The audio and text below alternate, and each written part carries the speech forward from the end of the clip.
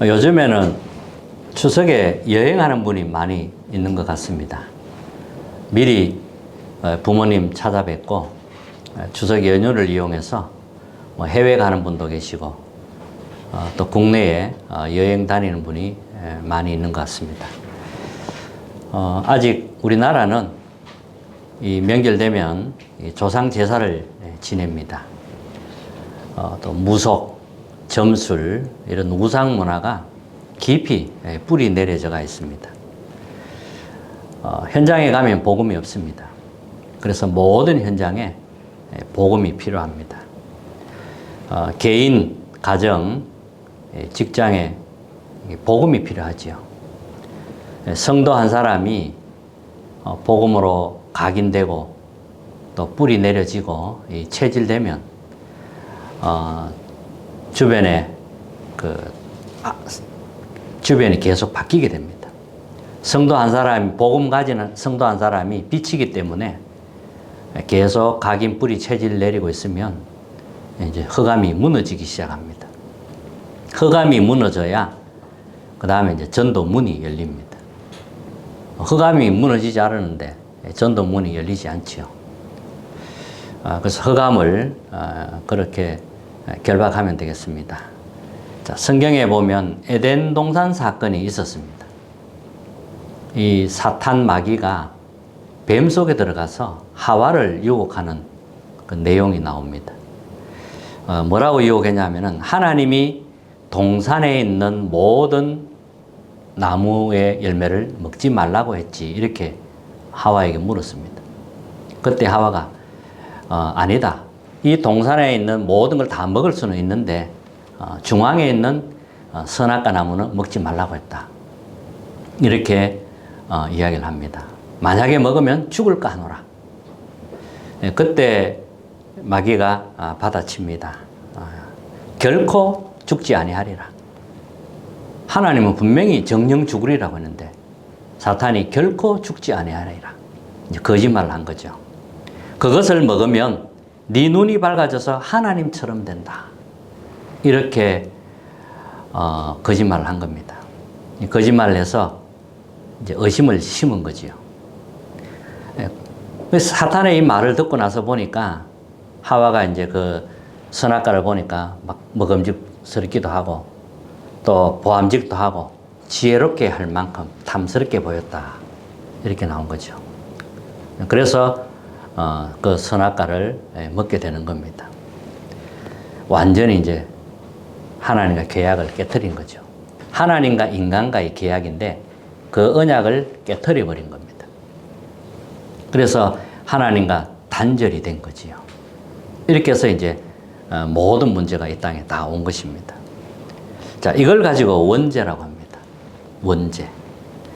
이 원죄가 모든 인류에게 다 태어나는 모든 사람은 아담 이후에 태어난 사람은 원죄를 가지고 태어납니다. 그럼 모든 사람이 죄를 범하였음에 모든 사람이 원죄 아래 있는 겁니다. 의인은 없나니 하나도 없다.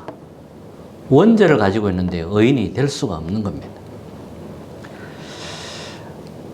이 흑암 세력이 개인 가정을 무너뜨리는데 여기에서 빠져나올 수 있는 사람은 아무도 없습니다.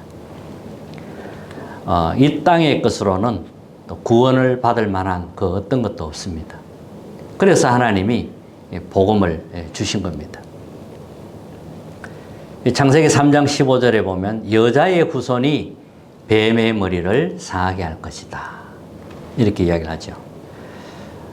그리스도가 오셔서 이제 사탄의 머리를 깨고 죄와 사망에서 건져내겠다는 그 약속이거든요. 그러니까 언약을 회복시킨 겁니다. 원죄에서 벗어날 수 있는 또 죄와 이 사탄의 권세에서 벗어날 수 있는 길을 하나님이 열어주신 겁니다. 근데 이 복음을 놓칠 때마다 재앙이 임한 것입니다. 애굽시대 때도 그랬고요. 왜 이스라엘 백성들이 하나님 믿는 이스라엘 백성들이 애굽에 노예되었습니까? 질문해야 됩니다. 왜 노예되었습니까? 왜 노예가 되어서 애굽의 그 우상 신전을 섬기는데 거기에 심부름하고 해야 됩니까? 뭔가를 놓쳤거든요. 근데 언제 빠져나왔습니까? 언약을 회복할 때. 양의 피입니다. 그것 붙잡았을 때 노예에서 해방되었습니다. 또 블레셋 시대도 마찬가지입니다. 언약이 희미해지면서 블레셋이 이스라엘을 공격하기 시작합니다. 그리고 막 빼앗고 막 이렇게 하는 거죠. 근데 언제 이 블레셋을 이겼습니까? 블레셋을 어떤 방법으로 이겼습니까? 어떤 방법으로 이길 수가 없었습니다. 사무엘이라는 인물이 나와서 전 백성 이스라엘은 이 미스바에 모이라고 한 겁니다. 미스바에 모여서 모든 우상을 다 버리라고 했습니다. 우리는 하나님을 섬길 것이다. 그러면서 어린 양을 잡아서 번제를 드린 겁니다. 자, 언약을 회복한 거죠. 복음을 회복한 겁니다. 이랬더니 하나님이 블레셋을 쳐들어온 블레셋을 이기게 하신 겁니다. 아람 시대, 바벨론 시대, 로마 시대 마찬가지입니다. 언약을 회복할 때 하나님은 능히 이기게 하셨습니다. 왜 이스라엘은 7번이나 큰 재앙이 이렇게 만나야 했을까요? 분명히 우리는 알고 있어야 됩니다. 복음이 없어졌기 때문입니다. 그때마다 재앙이 임한 것입니다. 언약이 끊어졌기 때문입니다. 그때마다 재앙이 임한 것입니다. 그래서 하나님은 이 복음을 회복시켜야 되기 때문에 성경에 렘넌트 7명 나오는 겁니다. 그들을 통해서 다른 것 한 게 아니고 복음을 회복시킨 겁니다. 언약을 다시 회복시킨 거란 말이죠. 자, 그러면 본론에서는 복음을 어떻게 누리면 되느냐? 우리는 다 예수 그리스도를 믿는 하나님의 자녀입니다. 하나님의 자녀는 복음이 계속 각인되고 이 복음이 계속 뿌리 내려지고 체질이 되어지면 됩니다. 자, 그러기 위해서 첫 번째는 과거 치유입니다. 사람은 상처를 다 가지고 있습니다. 이 상처 없는 사람은 없지요. 상처를 다 가지고 있어요. 이 상처는 어릴 때부터 시작이 된 것입니다. 상처도 뿌리가 내려져요. 뿌리가 내려져서 이게 상처의 열매도 있습니다. 그래서 심각한 이제 문제로 자라게 됩니다. 주로 이제 상처가 깊으면 깊을수록 부정적이 되고요. 또 공격적으로 바뀌기도 하고요. 또 이 상처는 나중에 이게 사고로 연결되기도 하고요. 질병으로도 이어집니다. 이러다가 이제 영적 문제로 딱 이제 자라게 됩니다. 무엇으로 치유되고 해결받을 수 있겠습니까? 오직 복음으로만 치유될 수가 있습니다. 바울 같은 경우는 이제 갈라디아서 2장 20절에 이렇게 말했죠. 나는 그리스도와 함께 십자가에 죽었다. 우리가 죽지 않으면, 십자가에 못 박혀 죽지 않으면 고통이 계속 옵니다. 근데 옛날 나의 모든 것을 십자가에 못 박고 그러면 이제 고통이 아니라 전부 발판이 되는 거지요. 그래서 과거는 나의 축복의 발판이라는 겁니다. 요셉의 경우는 가정 문제가 심각했습니다. 복잡해요. 오히려 요셉은 언약 안에서 기도하게 된 겁니다. 형들이 괴롭히고 못 살게 보니까 오히려 언약 안에서 기도하게 된 거란 말이죠. 이랬더니 하나님이 요셉에게 하나님이 하실 언약과 비전을 알게 하신 겁니다.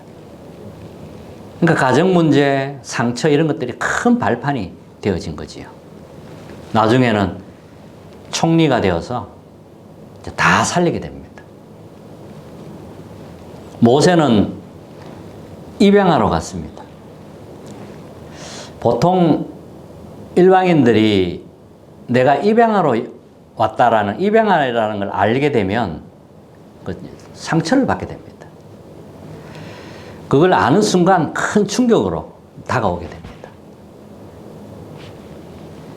근데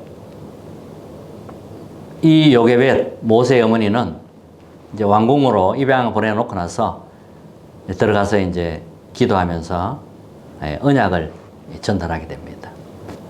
이러니까 이제 트라우마가 오히려 발판이 되는 거죠. 또 사무엘도 마찬가지입니다. 젖을 떼자마자 성전에서 자라게 됩니다. 엄마와 헤어진다는 것 자체는, 부모와 헤어진다는 것 자체는 굉장한 이 상처가 될 수 있거든요. 트라우마로 남습니다. 근데 너는 나실인이다. 부모와 헤어지는 것이 아니고 너는 나실인으로 가는 거다. 이렇게 언약이 전달되어진 겁니다. 그래서 이제 사무엘은 언약궤 곁에서 성장하게 됩니다. 이 사무엘이 이제 다 살리게 되지요. 다윗도 마찬가지입니다. 언약이 확실했어요. 어떤 것도 두려워하지 않을 만큼 언약으로 딱 무장이 되어 있었던 겁니다. 엘리사도 마찬가지였습니다. 엘리야에게 주신 말씀이 엘리사에게 그대로 전달이 되어졌습니다. 이러니까 이제 과거 전부가 발판이 되는 거죠. 또 이사야도 마찬가지입니다. 거루터기 언약, 그리고 임마누엘 언약 확실하게 붙잡게 됩니다. 자, 이때부터 과거가 전부 발판이 되는 거죠. 그리고 디모데도 마찬가지입니다. 예수 그리스도 안에서 강하고 그랬습니다. 너는 그리스도의 군사다. 그리스도의 경기하는 자다. 너는 농부다. 이렇게 이야기를 했습니다. 이 언약을 확실하게 붙잡았죠. 바울이 이제 전달해 준 이야기입니다. 말씀입니다. 그랬더니 이제 발판이 되는 거죠. 축복의 발판이 되는 겁니다. 과거 상처는 누구나 있지만 우리가 이것을 전부 축복의 발판으로 바꿔줘야 됩니다. 그러면 두 번째는 뭐냐면 오늘을 누리는 겁니다. 과거 치유, 그리고 오늘을 누리는 겁니다. 우리의 삶 자체가 빛을 비추는 캠프라는 겁니다. 그래서 망대의 여정 이정표를 세우는 겁니다. 하나님이 망대잖아요. 이 보좌의 축복, 7가지 이 망대, 이게 다 빛입니다. 우리는 그분의 준비해 놓은 길로 간단 말이죠. 다 빛의 길입니다. 이정표, 이게 다 빛이라는 거죠. 그리고 신앙은 계산이 아닙니다. 관계입니다. 하나님과 나와의 그 관계 언약입니다. 하나님과 나와의 관계가 먼저입니다. 그 하나님과의 관계가 바르게 되어져야 돼요. 하나님과의 관계가 바르게 안 되어졌는데 내 인생 삶에서 관계가 이렇게 바르게 될 수가 없습니다. 가장 근본이 지금 틀어져 있기 때문에. 그래서 하나님과의 나와의 관계를 가장 먼저 바르게 하는 게 중요합니다. 매일 누릴 게 뭐냐 하면 하나님이 주시는 힘을 공급받아야 됩니다. 하나님이 힘을 주시겠다고 하시는 거예요. 그래서 하나님이 주시는 영적인 힘을 늘 공급받아야 됩니다. 불같은 바람 같은 능력으로 하나님이 역사하겠다고 하셨습니다. 그러면 시간표가 오죠. 오순절 날이 이미 이르매. 오순절 날 약속된 성령의 역사가 일어났던 겁니다. 날마다 그때의 이날에 이런 시간표가 있습니다. 그리고 전도의 문이 열리는 거죠. 하나님이 역사하니까 전도 문이 열려요. 하나님이 문을 열면 쉬워지는 겁니다. 하나님이 만나게 하면, 구원받기로 작정된 자 만나게 하면 쉬워지는 겁니다. 말씀이 성취되는 거예요. 우리는 말씀 성취 따라가는 겁니다. 그리고 제자의 문이 열리게 되는 거죠. 이런 문들이 열리는 겁니다. 자, 어떻게 누렸냐 하니까 46절, 47절을 날마다 성전에서, 날마다 집에서 모인 겁니다. 말씀 포럼하고 복음을 누린 겁니다. 현장에는 다 있는데 복음이 없거든요. 신자도 많은데 막상 현장에 가면, 삶에 가보면 복음이 없어요. 그래서 이 복음을 나의 삶의 현장에서 누리는 겁니다. 성전에 있든지, 집에 있든지, 직장에 있든지, 거기서 누려야 할 것은 복음입니다. 그리고 세 번째는 미래 준비입니다. 예수님이 부활에서 하신 말씀이 있습니다. 너희는 모든 족속으로 가라. 모든 족속에 하겠어요. 만민에게 가라. 그리고 어린 양을 먹이라. 땅 끝까지 가서 증인이 되라. 예수님이 부활해서 하신 말씀입니다. 근데 이건 사실 절대 불가능합니다. 분명히 예수님 말씀하셨는데 절대 불가능한 겁니다. 우리 힘으로 불가능한 겁니다. 그래서 절대 가능을 약속하신 겁니다. 성삼위 하나님이 함께 할 것이니까 함께 하면 가능해지는 겁니다. 하나님이 하시니까요. 그래서 우리에게 보좌의 능력으로 함께 하겠다고 약속하신 겁니다. 이 하나님의 능력은 시공간을 초월하는 능력입니다. 이게 성령의 능력으로만 이 시공간을 초월하게 됩니다. 이렇게 해서 이제 237, 5천 종족 모든 현장에 이제 빛이 비치는 이게 가능해지는 겁니다. 그래야 모든 민족, 만민, 땅끝이 이해가 되는 거지요. 237이 이해가 되는 겁니다. 전무후무한 응답을 하나님이 준비한 겁니다. 우리 자신을 위해서, 교회를 위해서 이렇게 준비를 하신 거란 말이에요. 현장을 위해서 다 준비를 한 거죠. 그리고 이제 삼뜰입니다. 이방인의 뜰, 아이들의 뜰, 기도의 뜰을 우리는 이제 기도로 준비하는 겁니다. 뜰이 있어야 되니까요. 그리고 금토일 시대를 놓고 기도하는 겁니다. 자, 그러면 버릴 것이 뭐냐 하는 겁니다. 버릴 것, 율법주의에 빠지면 안 돼요. 율법주의에 빠지면 우리는 복음 누릴 수 없습니다. 그리고 세속주의에 빠져도 안 됩니다. 교회는 하나님 말씀 중심, 언약 중심, 복음 중심으로 가는 것입니다. 세상 방법 따라가면 안 됩니다.